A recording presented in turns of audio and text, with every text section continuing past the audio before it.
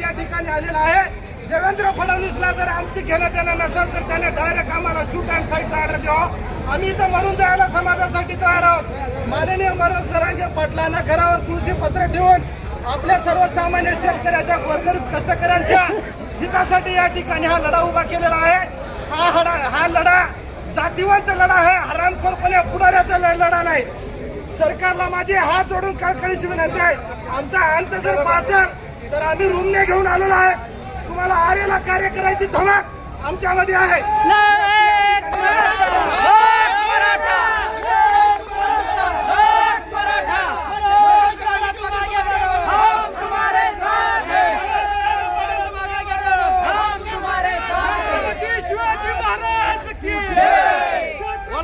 शिवाजी महाराज की